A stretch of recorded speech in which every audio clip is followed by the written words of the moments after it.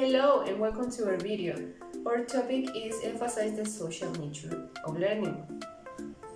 The subtopic number 1 is social nature of learning, and I'm going to develop. The subtopic number 2 is classroom implication group work with Ever. The number 3 is classroom implication project work with Erica. And the number 4 is practicing vigilance role of students with Kevin. And the last one is role of teacher with our classmate Yancy. Okay, the first subtopic that we are going to develop in this video is the social nature of learning. Acknowledge the place of affect in second language education, highlighting the importance of positive interdependence among peers. Positive interdependence helps second language students feel support and belonging at the same time that they are motivated to try hard to assist the group in reaching its goal.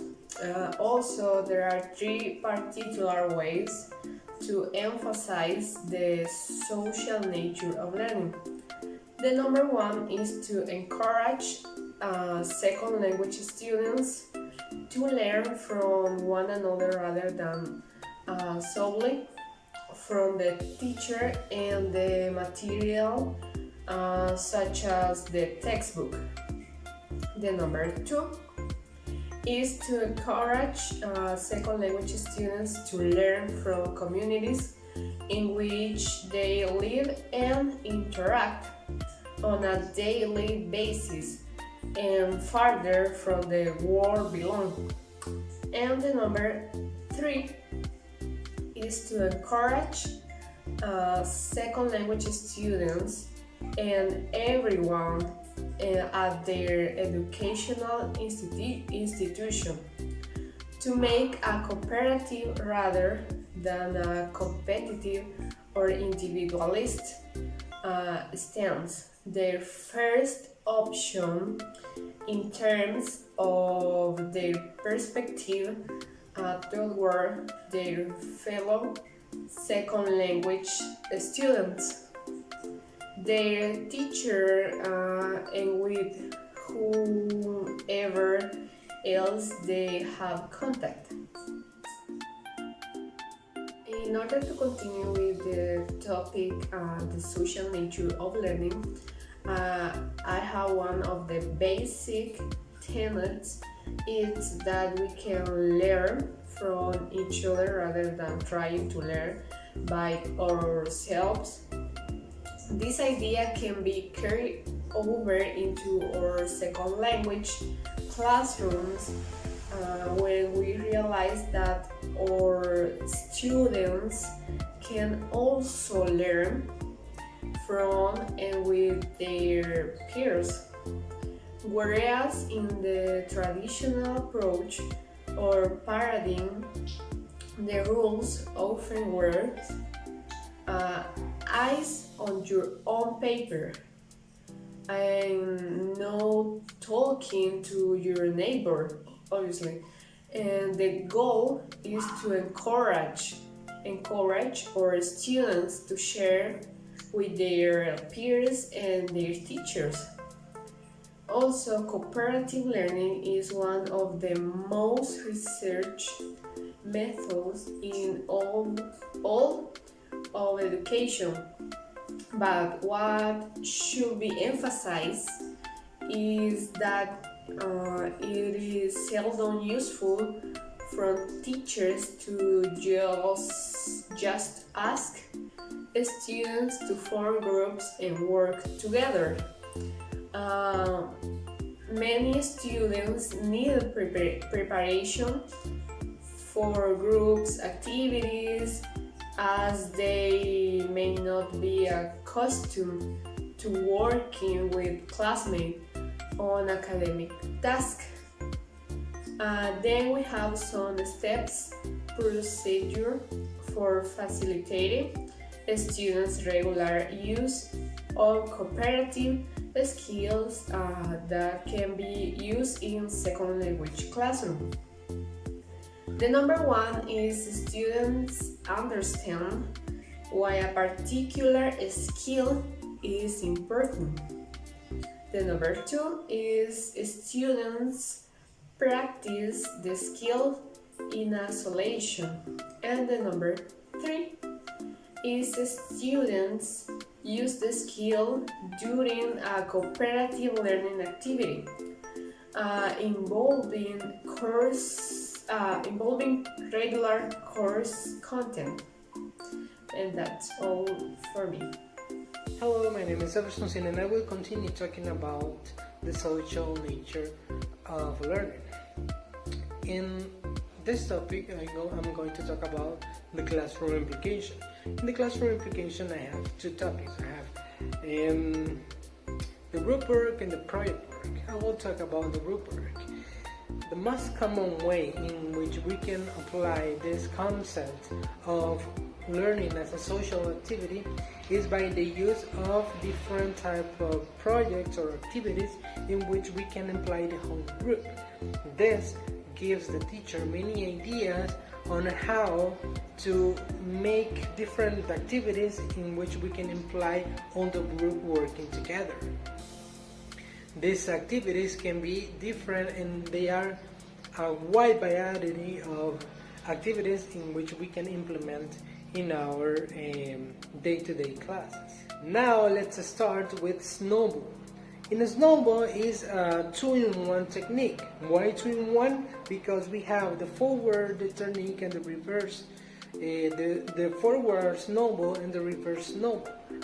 In the forward snowball, we have to create teams. We have to make groups in our class, and they have to brainstorm as much as they can about a specific topic. When they brainstorm and they have several ideas and they are working together to make as much ideas as possible, they are having that technique, the forward snowball. But in the reverse snowball is that when the team or the groups have their snowball of ideas, their brainstorming of the ideas that they have gotten, they have to choose the ideas that aren't exactly or specific about the topic. They have to take out the ones that are not good, and they have to eliminate the ones that are repeated. That is the reverse snowball. That is one technique in which we can have our class working together in groups as a social activity. Forward snowball is really helpful because it helps us make our students work as a team. They have to work hard to get as much ideas as possible and put it all together. Then we have the discussion within the group because they are trying to know and to understand about that topic, and they can give different ideas between each other. That is really helpful because we are making or we are creating some kind of relation between our students, and they are socializing, which is what we want. And also with while the forward snowball, the snowball is getting bigger and bigger and bigger because they are making as much as the ideas as possible. In the reverse snowball, we are making it smaller and smaller and smaller because they are taking out the ones that are not that doesn't fit in the idea that we want to imply. Now let's talk about building our community. How do we want to build our community? What values do we want to implement in our group? That is what we have to think about when we are building our community, when we are creating bonds between our students. we have to create a community in which every part of the group is putting all their skills to make our team work and to make our group better and better.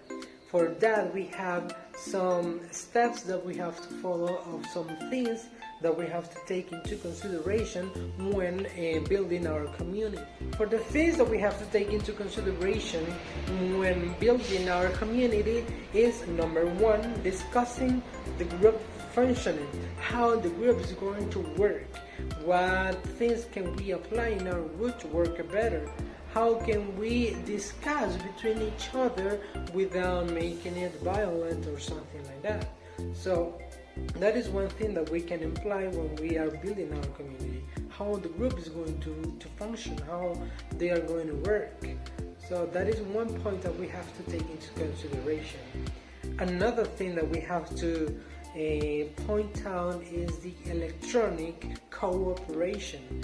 With the information technology gives us a really wide variety of tools that we can use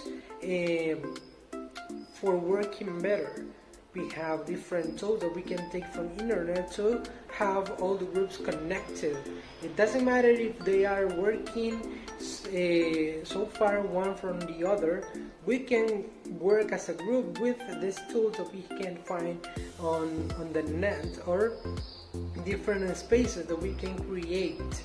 No matter the place you are, we can implement these electronic devices, these electronic tools that we have for making our group work better. For that, we have to apply some rules in the way they are going to use those kind of devices for making our use of technology the best. In number 3, we have groups helping other groups. Cooperation in every group, no matter if they are from different groups, is something that we have to imply and that we have to make our students apply. If we understand something, or we are skillful in a topic, or my group is going faster, we have to make that group help the other groups, so that we are creating a good community within all our groups. Finally, number 4, we have that everyone in our class understands the things that are being taught. If we make sure that every individual in our classroom understands what is being taught, we can say that our work group is working in the correct way. If they are skillful and they can apply their skills to work as a team and to work better every day, we can say that our group is working in the correct way. These are the things that we have to take into consideration when having the classroom implications. We have to create a good community. We have to take as many ideas as possible to create some balance within all the members of the class. Thank you.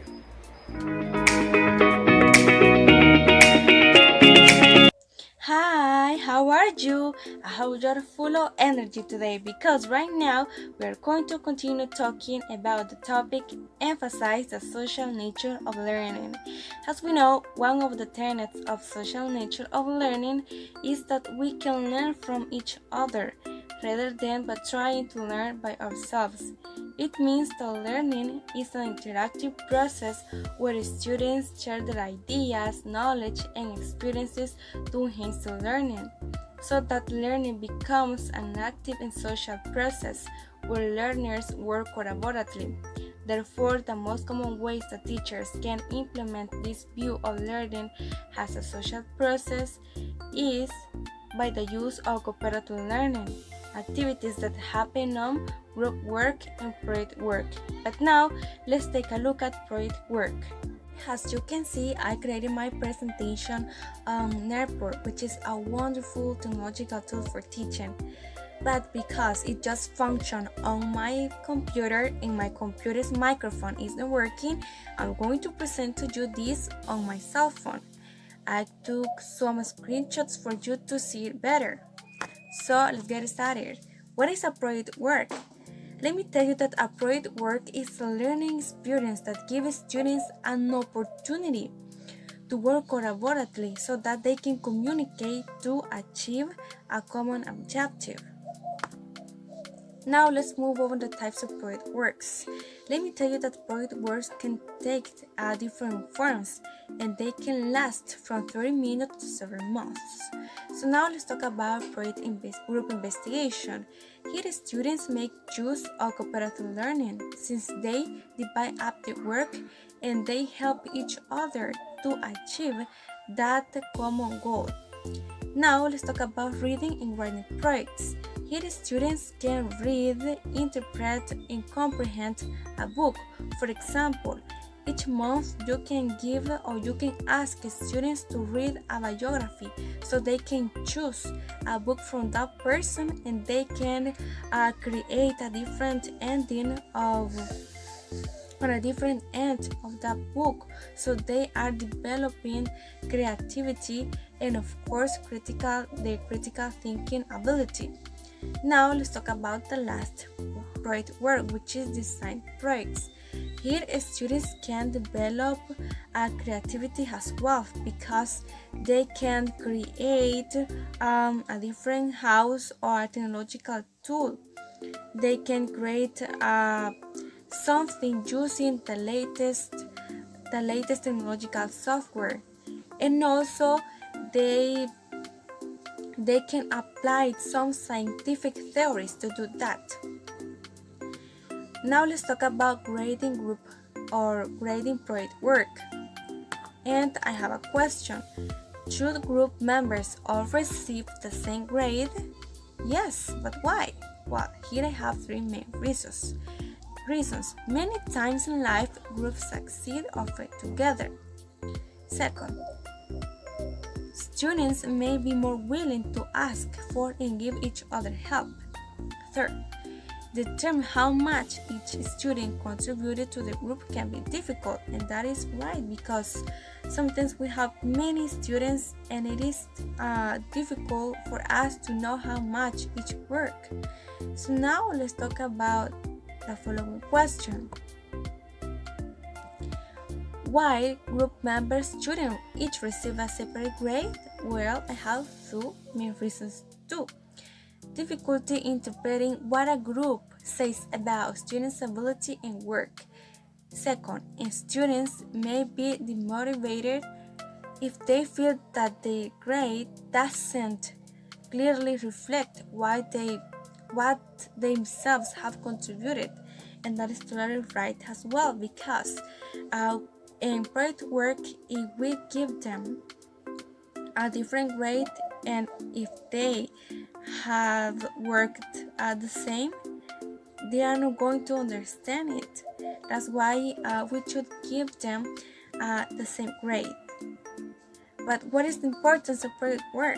Well, the important is that project work enables students to develop problem solving, which is one of the 21st century skills that the students need to develop. And also, project work gives students an opportunity to develop collaboration, creativity, and self-confidence. Well, people, it was all for me, but don't stop watching this video, please. Let's continue watching my other classmate presentations, and thank you so much. Hello everybody, my name is Kevin and I will continue talking to you about our chapter, and I will talk to you about practicing vigilance and the role of the teacher, and so let's do it. But for the start, I would like to mention a little story about a teacher who was really lazy, and this history happened on a tale from India, but we are going to suppose that was real. We don't know. In fact, we don't know. Okay, there were a school where they were needing a teacher who would teach mathematics, language. We don't know. We are going to suppose that he teach mathematics. So the first day he arrived to the school, he get into the classroom, and he stand up at the front of the classroom, and he asked to his student if they know what he would teach them.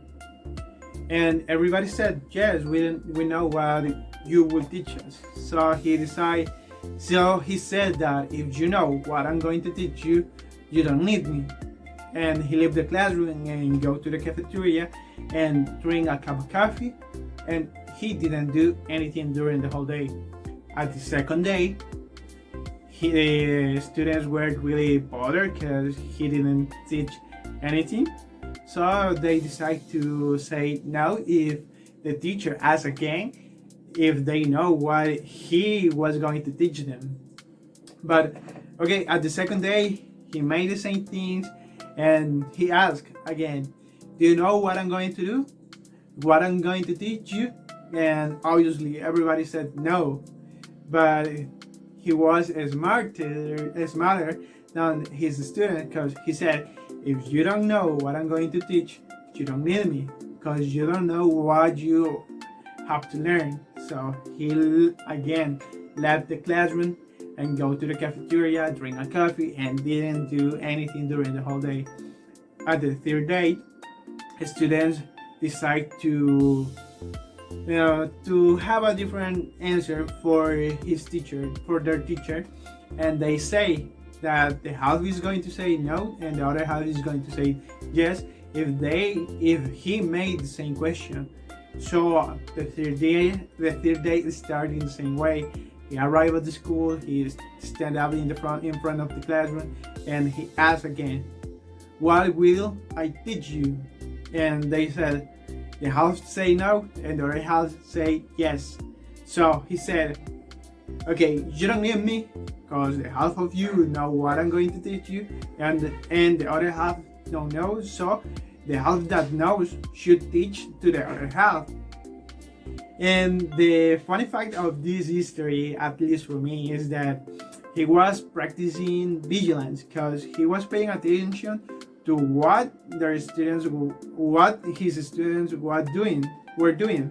Because imagine if you were not prepared for that kind of answers, probably you wouldn't have a way to have a funny answer for them, or you wouldn't avoid that responsibility and on a smartest way as he did. So I will keep talking to you about the role of the teacher, and so just think for a while, what would you do if you were on the shoes of that teacher? Or what would you do if you were on the shoes of that student? So you think for a while, what would you do? I hope that you did. Okay, the role of teacher, at least on this history, he was a good observer, and he made to all his students participate. Also, he gave a chance to his students to learn by themselves. Because imagine, these are the 3 key points, the 3 keys that a teacher needs to have to be a good teacher. You need to be unobservant, you need to make your students participate in work, and also you need to give your students the chance to learn by themselves. So this is the role of the teacher, basically. The problem of the story was that he was avoiding his duty, and that's a really funny fact. Because for me, I consider that if a teacher make this job at a college, at a school, probably the whole class would be really fascinated, and they would be laughing and they would be having fun.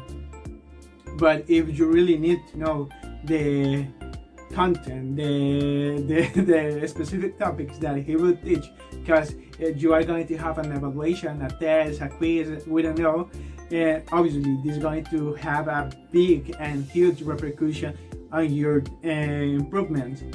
So the role of a teacher is be a good observer, because you need to pay attention to what your students know, to what your students do, and if you make this, obviously you are going to have a key to teach your students. You are going to find a way to teach them, because you know their strengths and their weakness, and you are going to put them on an equal level, and this is going to help you to make your students overcome their limits and their knowledge.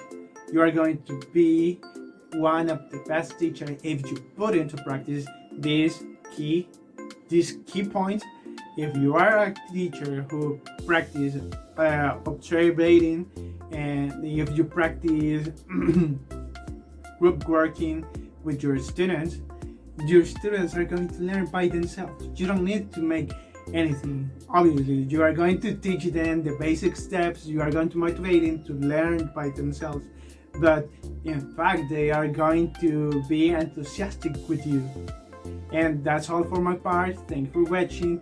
And my partner will continue talking to you about the next topics of our chapter and things. Hello, teacher. As you know, we are talking about emphasize the social nature of learning. And I want to divide this topic into 3 steps. Teacher as co-learners, classroom implication, and the role of teachers. But first, we must know what teachers as co-learners are. The main thing is that teachers as co-learners focuses on the second language education. Teachers learn alongside students, learn from the students, and at the same time learn about the students as their educational background help them to have an idea about how to teach. Because the world is complex and ever-changing, lifelong learning is available and important to both teachers and their students. Now, I'm going to talk about classroom implication. Teachers and students learn long together. Second language teachers have many ways of creating an environment in which students see their teachers not as a second language expert who know everything, infallibly dispensing knowledge, but as fellow searchers after learning. Now I'm going to tell you the following ways where teachers can learn with their students. Ask about students' experiences. Knowledge and opinions on the topics be written and spoken during the practice of a second language, and as a teacher, share yours. Ask students to do research on specific topics and then report back on their findings. All the class can learn from each other because a student can have an idea about the topic, and some students can have a new information and another perspective. And for that reason, the teacher can do research too and start to talk with the students and help them to increase their skills. Admiring students when make mistakes or don't know something about the target language that was or is teaching. Regardless of what students expect, the teacher explores with the student how to use various resources to verify ideas and learn new information about the language. Talk about our own history as learners of a second language, whether it is the target language or another language. Now, I'm going to talk about the role of teachers. Teachers have their following vital roles to play when seeking a co-learning relationship. The first one is teachers as seekers of knowledge.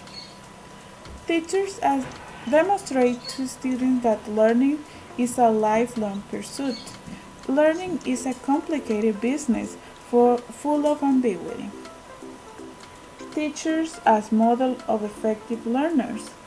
Because teachers learn alongside students, they are in a position to act as a role models by showing students solving strategies in the whole group and a group activities. Teachers as guides. They have a responsibility to act not only as co-explorer, but also as guides in the learning process. As important as it is for teachers to engage students, it is also important that roles as teachers are fulfilled. Teachers as researchers, materials developers, and decision makers. Since teachers are seen as experts in their own teaching and not as a technician who execute the plans and instruction for others, the role of teacher in the school are expanded. Instead of being consumer of the research materials and the decision of others, they are making their own in collaboration with their colleges. Teachers must get off the beaten track. Therefore, textbooks and other ready-made materials will not suffice. Instead of teachers and students contribute materials that they refine and develop as part of their search for knowledge. Furthermore, the knowledge of textbook is challenged by new information and knowledge that teachers and students collect and create. As a conclusion, I can say that both teachers and students learn while performing their particular function in the classroom. Therefore, the classroom is considered a research center for both teachers and their students. In fact, the scene of teachers as co-learners holds that just as students take more control of their own learning, teachers also have more control over their own teaching and develop their own path of professional growth.